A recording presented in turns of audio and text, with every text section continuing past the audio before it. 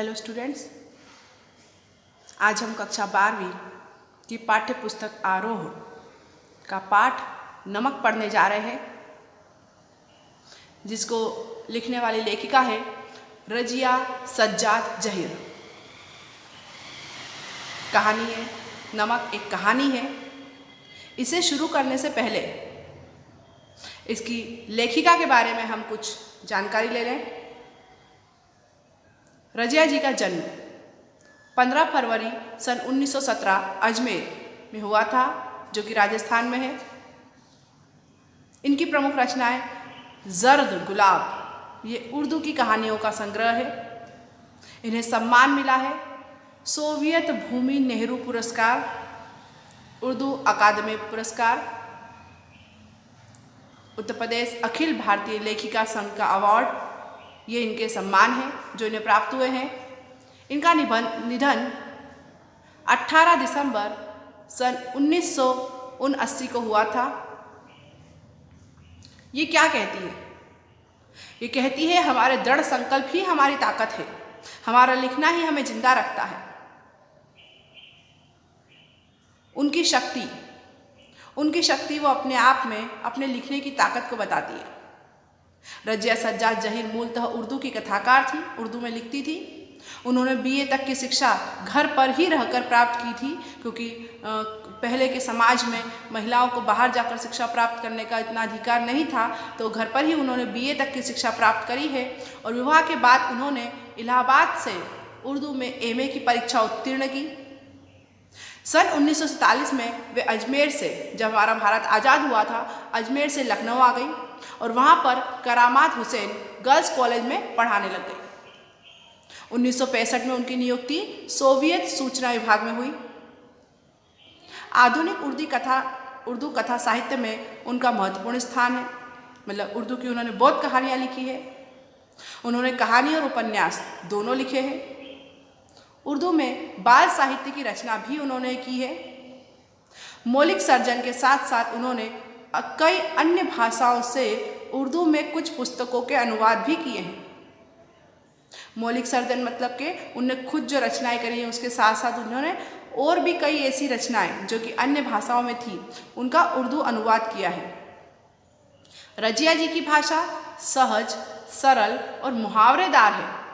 उनकी कुछ कहानियाँ देवनागरी में भी लिप्यांतरित हो चुकी है। देवनागरी लिपि जो हम लिखते पढ़ते हैं, हमारी हिंदी भाषा इसी लिपि में लिखी जाती है।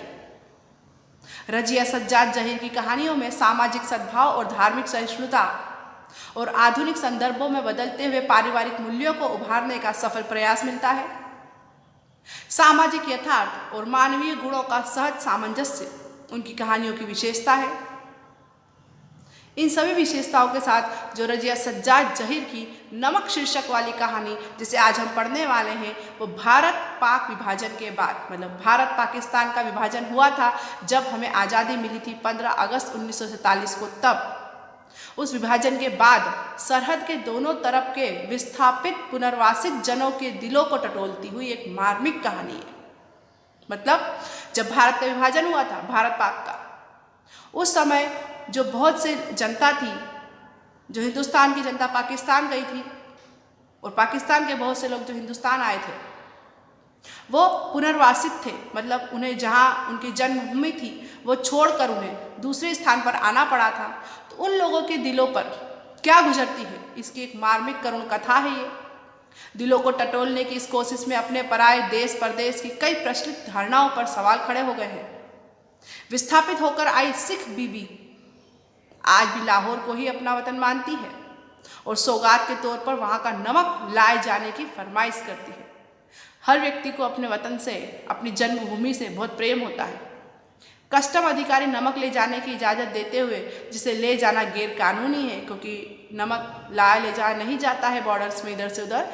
दिल्ली को अपना वतन बताता है, दिल्ली को यहाँ दिल्ली कहा गया है।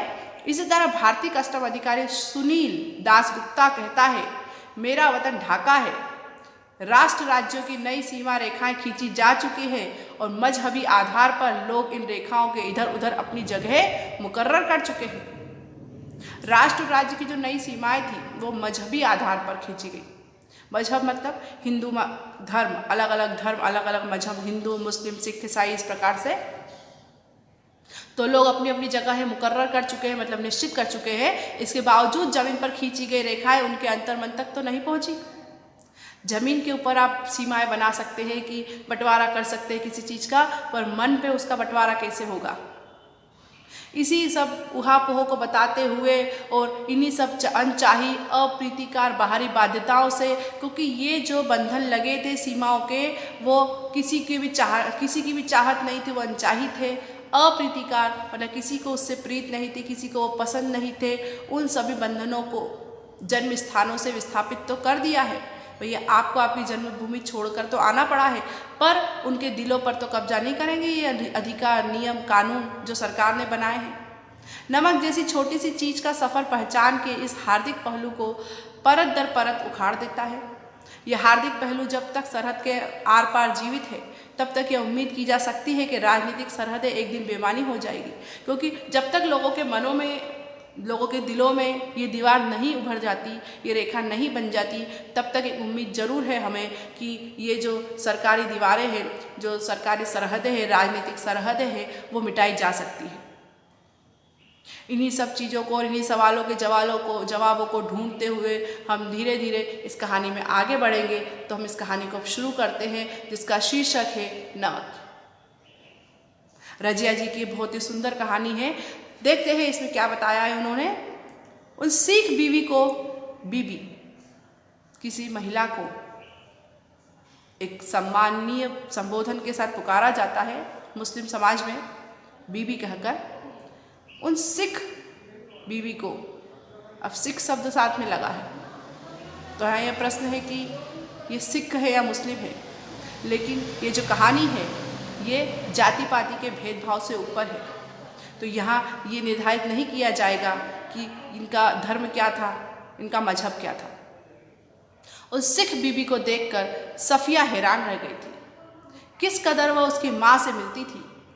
वही भारी भरकम जिस्म, छोटी छोटी चमकदार आंखें, जिसमें नेकी, मोहब्बत, रहमदिली की रोशनी जगमगाया करती थी। चेहरा जैसे कोई खुली हुई किताब, वैसा ही सफ़ेद बारीक मलमल का दुपट्टा जैसा कि उसकी अम्मा मुहर्रम में ओढ़ा करती थी। अब सिख बीबी जिसको देखा है, किसने देखा है? सफ़िया ने देखा है। सफ़िया नाम से पता चलता है कि शायद मुस्लिम समाज की लड़की होगी। वो उसको देखकर बहुत हैरान हो जाती है। वो सोचती है कि ये तो बिल्कुल मेरी माँ की तरह दिखती है। बिल्कुल उसकी माँ का जो हुलिया है वैसा ही सोच के बताती है कि थोड़ा सा भारी भरकम शरीर और छोटी छोटी चमकीली आँखें, क्योंकि माँ की आँखों में हमेशा चमक होती है, जिसपे नेकी, मोहब्बत और रहमदिली।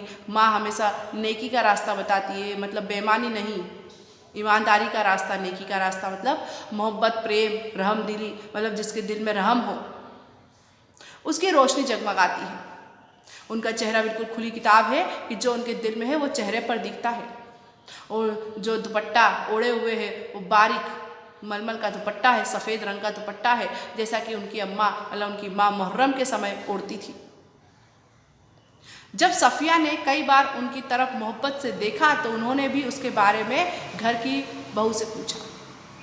जब सफ़िया जो है उसने कई बार उनकी तरफ मोहब्बत से देखा, मतलब प्रेम भरी आँखों से, निगाहों से उनकी तरफ देखा, तो उन्होंने भी उसके बारे में घर की बहू से पूछा कि, उनकी बहू से पूछा कि ये कौन है। तो उन्हें बताया गया कि ये मुसलमान है। या मजहब को दर्शाया जा रहा है, बताया जा रहा है, भेद बताया जा रहा है। कल की सुबह लाहौर जा रही है। कल सुबह ही ये कहाँ जा रही है? लाहौर जा रही है अपने भाइयों से मिलने, जिन्हें इन्होंने कई साल से नहीं देखा है, जो भारत के बंटवारे के समय अलग हो गए थे। लाहौर का नाम सुनकर वे उठकर सफ़िया के पास आ बैठी और उसे बताने लगी कि उनका लाहौर कितना प्यारा शहर है। वो जैसे ही सुन लेती है कि ये लड़की लाहौर जा रही है तो उनका वही प्रेम जाग उठता है अपनी मातृभूमि के प्रति, और वो उसके पास आकर बिल्कुल उसकी खुशी के मारे तारीफ़ करने लगती है कि लाहौर शहर कितना प्यारा है। वहाँ के लोग कैसे खूबसूरत होते हैं, उम्दा खाने और नफीस कपड़ों के शौकीन होते हैं। वहाँ के लोग अच्छा खाते हैं, सुंदर और नरम कपड़े पहनने के शौकीन होते हैं, सैर सपाटा के रसिया होते हैं, उन्हें मतलब घूमना फिरना पसंद होता है और जिंदा दिली की तस्वीर होते हैं कि वो बहुत जिंदा दिल होते हैं। कीर्तन होता रहा, वे आहिस्ता आहिस्ता बातें करती रही। शायद वे दोनों किसी कीर्तन में बैठी थी, धीरे धीरे बातें कर रही थी। सफ़िया ने दो एक बार बीच में पूछा भी, माता जी आपको तो यहाँ आए हुए बहुत साल हो गए होंगे। सफ़िया पूछ लेती, माता जी आपको तो यहाँ बहुत साल हो गए होंगे। तो वो जवाब देती हैं, हाँ बेटी, जब हिंदुस्तान बना था तब यहाँ आ गए थे हम। वैसे तो अब यहाँ भी हमारी कोठी बन गई है, यहाँ भी उनका एक घर ठिकाना हो गया है, बिजनेस है, सब कुछ ठीक चल रहा है, पर लाहौर की बहुत याद आती है। हमारा वतन तो जी लाहौर ही है। इंसान कहीं भी चला जाए अपनी मातृभूमि और अपने देश को हमेशा याद करता है। उसे हमेशा यह लगता रहता है कि वो कहीं भी जाए, कितनी भी तरक्की कर ले, कितनी भी उन्नति कर ले, पर वो लौट कर हमेशा अपनी मातृभूमि के पास जाना चाहता है, अपने वतन जाना चाहता है। ऐसा ही कुछ हाल यहाँ बीवी का है। फिर पलकों से कुछ सितारे टूटकर दूधिया आंचल में समा जाते हैं। बात आगे चल पड़ती, मगर घूम फिर कर फिर उसी जगह आ जाती, साडा लाहौर, मतलब मेरा लाहौर। मतलब यही सब बातें चलती रहती। आँखों से कुछ सितारे टूटकर दूधिया आंचल, मतलब जो दूधिया रंग का सफ़ेद रंग का दुपट्टा है उस पर आँखों से कुछ आंसू गिर जाते हैं और बात ऐसे ही चलती रहती और आकर फिर यहीं कि मेरा लाहौर ऐसा है, मेरा वतन ऐसा है। कीर्तन कोई 11 बजे खत्म हुआ। जब वे प्रसाद हाथ में लिए उठने लगी और साफ़िया के सलाम के जवाब में दुआएं देती हुई रुखसत होने लगी, तब सफ़िया ने धीमे से पूछा, आप लाहौर से कोई सौगात मंगाना चाहें तो मुझे हुक्म दीजिए। जैसे अपने यहाँ भी कोई जाता है कहीं ऐसी जगह कि भैया हमारी कोई पुरानी जगह हो जहाँ हम जाना चाहते हो, यहाँ जहाँ हमें जाना पसंद हो, यहाँ जाना कि हमारा शौक़ हो, तो हमने पूछे चलो वहाँ घूमने जा रहे हैं, तुम्हारे लिए कुछ लाएँ क्या। तो ऐसे ही वो पूछती है कि मैं लाहौर जा रही हूँ, क्या आपके लिए कोई सौगात यानी तोहफा कुछ लेकर आऊँ।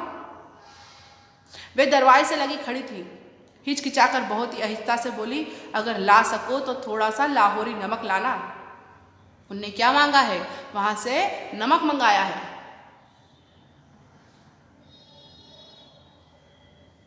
15 दिन यूं गुजरे कि पता ही नहीं चला, 15 दिन हो गए। जिम खाना की शामें, दोस्तों की मोहब्बत, भाइयों की खातिरदारियाँ, उनका बस न चलता। मतलब घूमना फिरना, जब 15 दिन तक वहाँ रहती रही, जो कि सफ़िया के वहाँ अब भाइयों के पास थी, तो घूमना फिरना, खाना पीना, खातिरदारी, मतलब मेहमान नवाजी, उनका बस न चलता था कि बिछुड़ी हुई परदेसी बहन के लिए क्या कुछ न कर दे। मतलब कोई इतने सालों बाद अपना परिचित, अपना परिवार का सदस्य संबंधी कोई आता है तो लोग उसको कितना प्यार दुलार से रखते हैं। सब अपने इतने सालों का प्रेम एक साथ उड़ेल देना चाहते हैं, उसी प्रकार से उसके भाई उसको रखते हैं। और दोस्तों, अजीजों की तो यह हालत है कि कोई कुछ लिए आ रहा है, कोई कुछ कहाँ रखें, कैसे पैक करें, क्यों कर ले जाएं, एक समस्या थी। भैया सब कहते हैं थोड़ा सा लो, चलो ये भी दे दो, थोड़ा सा ये भी ले जाओ, थोड़ा सा ये भी ले जाओ। जैसे कि आज भी स्त्रियाँ अपने मायके जाती है तो वहाँ से रहता है ना कि बेटा ये भी ले जाओ, थोड़ा वो भी ले जाओ, थोड़ा ये भी रख दे, थोड़ा वो भी रख दे, लेकिन समस्या तो ले जाने वाले की है कि इतना पैक कैसे करें और लेकर कैसे आए। तो सबसे बड़ी समस्या यही थी कि बादामी कागज की एक पुड़िया में, जिसमें कोई सेर भर लाहौरी नमक था। इतना सामान तो फिर भी लाया ले जाया जा सकता था, लेकिन बादामी रंग के कागज की एक पुड़िया में छोटा सा सेर भर, लगभग 1 किलो के लगभग इतना कुछ नमक था, वो लाना सबसे बड़ी समस्या थी। अब ये क्यों समस्या थी? नमक को इतनी ऐसी चीज़ तो नहीं है जो रोका जा सके, जिसे कोई आपत्तिजनक वस्तु भी नहीं है, तो ऐसा क्यों कि उसे ले जाना समस्या थी? ये सारी चीज़ें हम इस पाठ के अगले भाग में देखेंगे। आशा है आपको इतना भाग अच्छे से समझ में आया होगा। धन्यवाद।